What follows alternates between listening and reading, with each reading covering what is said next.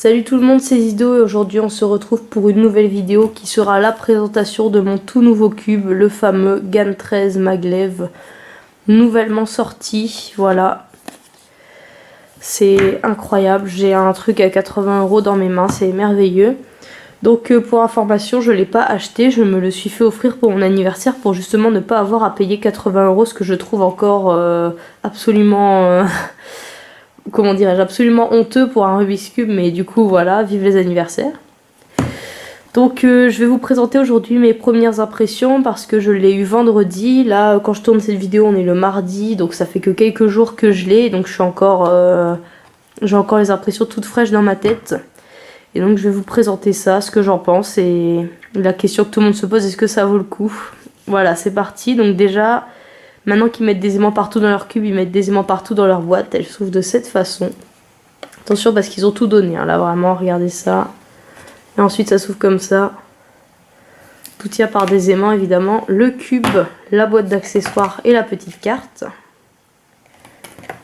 Et la boîte qui se referme comme ça. Hop, on peut rien dire sur la boîte, hein, ils ont tout donné. Pour ce qui est de la petite boîte d'accessoires, on n'a pas grand chose dedans, on a juste le sac.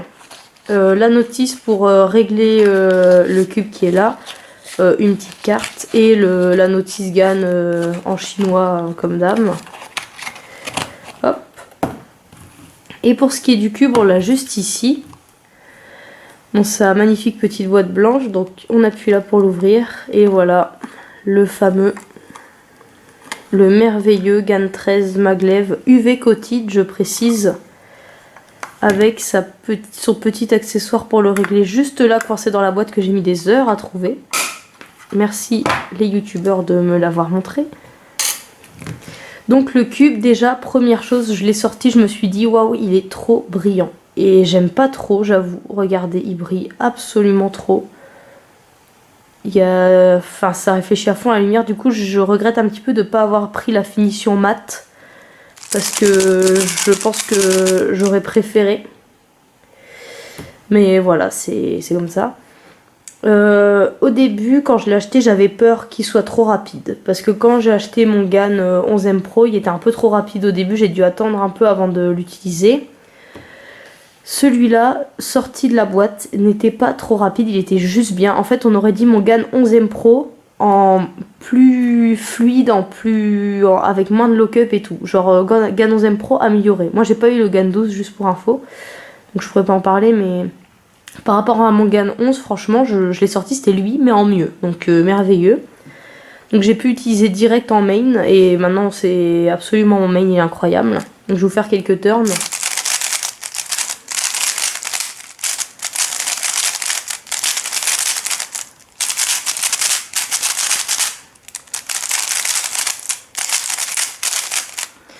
Voilà, donc en fait, ce qu'il y a à dire dessus, c'est qu'il fait quasiment jamais de lock-up, à part si vraiment on bourrine à fond et qu'on fait n'importe quoi.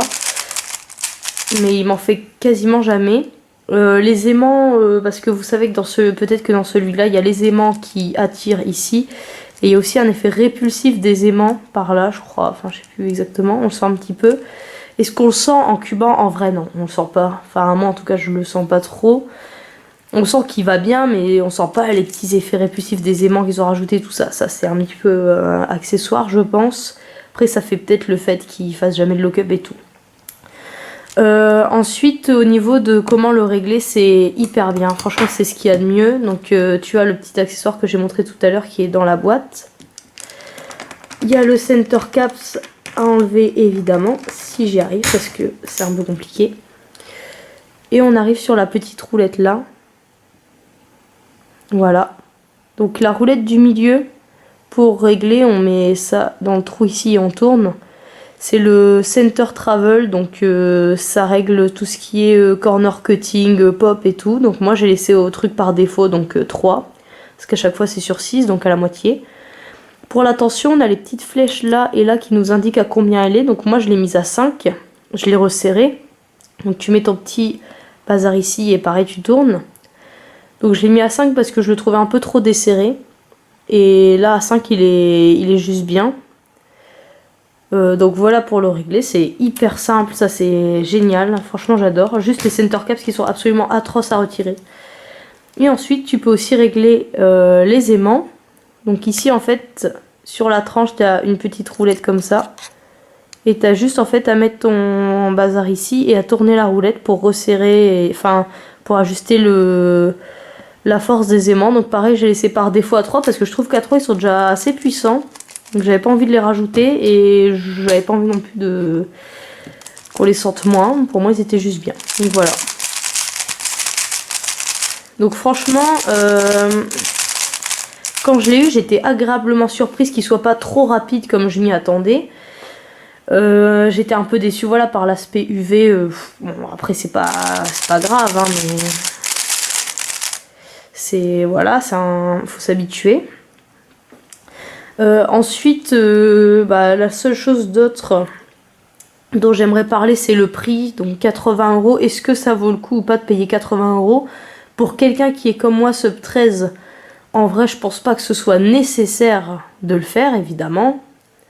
Vraiment pas, parce que tu peux faire des très bons temps avec un RS, je sais plus, RS3M ou je sais plus quoi, là, qui coûte 9 € et tu peux faire sub 10 avec largement. Maintenant, voilà, ça fait toujours plaisir et tout. Est-ce que le cube en lui-même, indépendamment des performances, vaut le coup, vaut 80 €? Je pense pas qu'il va être 80 €. Maintenant, le truc pour le régler quand même incroyable.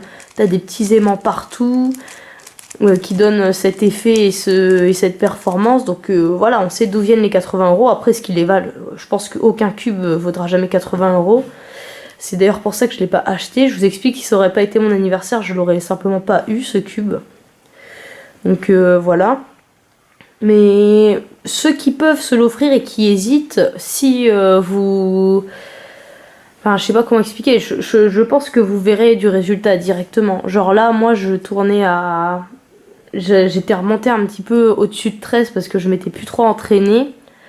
Avec celui-là, juste même en faisant n'importe quoi, je tape des 11, 12, carrément plus facilement qu'avant. Surtout au niveau de la LL, parce qu'en fait, les algos passent 10 fois plus vite, c'est incroyable. Même moi qui ai d'horribles finger tricks, qui fait pas des beaux algos rapidement et tout, qui fait des regrips de fou, même pour moi, je sens direct la différence, quoi. Mais... Voilà, donc franchement il est incroyable, voilà, en un mot, incroyable. Je suis contente parce qu'il n'est pas trop rapide par rapport à ce que je pensais. Donc voilà, et on applaudit le design de la boîte qui est très joli. Ils sont très contents d'avoir fait ça, moi aussi, donc c'est merveilleux.